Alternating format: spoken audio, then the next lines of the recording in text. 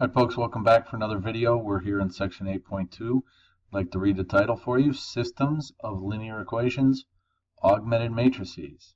We've been talking about systems of linear equations for a couple days now, and we saw this new technique of putting the coefficients and constants into a table and then doing some different combinations of multiplying by a number and adding those numbers to a row to try and get a pattern of diagonal ones and zeros in the left-hand corner.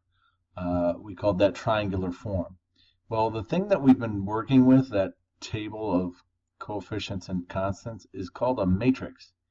And I didn't introduce that title to you prior to now, and that's because I was kind of trying to do a little bit of section 8.2 within section 8.1. I just didn't tell you what it was called.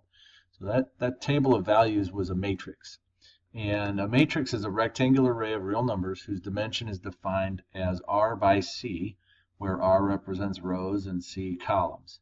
So for example, a 2 by 3 matrix has 2 rows and 3 columns. Here's an example of a 2 by 3 matrix. We have 2 rows and 3 columns. Now an augmented matrix is one where a column containing the constants of a system of equations is added to the matrix containing the coefficients. So if I had a system of equations that looked like this, I could have a matrix of just the coefficients for x and y, and then if I add the 13 and 20, the constants, the matrix would look like this. This is considered an augmented matrix, and you've seen me use these in class before with this little line that divides the coefficients from the constants. Kind of looks like that's the same matrix I had up here. Sure is. Okay, so some new vocabulary for you. Row operations. These are things we've already been doing with these constants and coefficients, but I'm now going to formally define it. Row operations, you're allowed to do the following things on a matrix. You can interchange any 2 rows. If you recall, I've talked about taking a row that has a 1 as a coefficient of x and putting that in the top position. You're allowed to interchange any 2 rows you want. You're also allowed to replace a row with a non-zero multiple of itself. For example, if a row leads off with a 2, but you want it to lead with a 1, you can multiply that entire row by 1/2. That is completely legal. The third and final allowable row operation is to replace a row with itself plus a non-zero multiple of another row. For example, if I'm trying to get a 0 in the bottom left-hand corner of a matrix, I can do, let's just say it's going to be -3 times R1 plus R3. Those are the operations that I showed you in a previous video and in class. We just didn't formally call them row operations. These are the only 3 that are allowed. You might ask yourself, can I multiply 2 rows together? Well, I would answer that question with a question. Is multiplying 2 rows together listed as one of these 3 operations? The answer is no, so no, you cannot multiply 2 rows together. All right, let's continue on here. Next definition I have for you is row echelon form. This is the matrix equivalent to triangular form.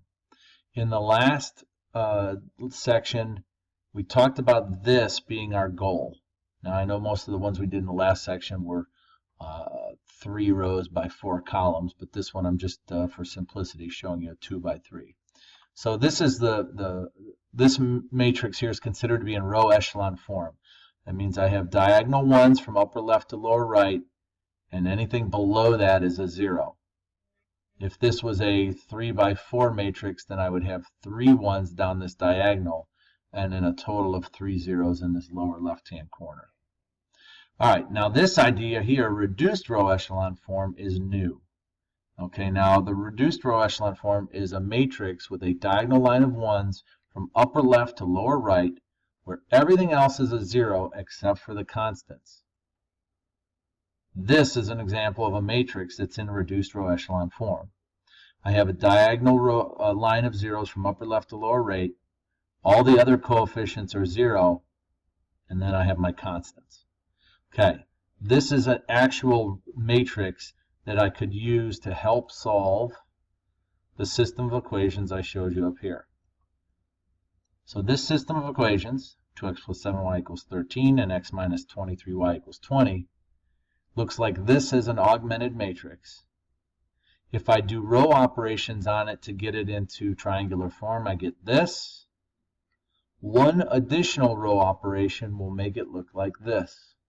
Now, the nice thing about reduced row echelon form is that this is the solution to my system. I have x plus 0y equals 3, so x equals 3, and 0x plus y equals 1, so y equals 1. And that's the beauty of reduced row echelon form. Folks, that's all I have for this video.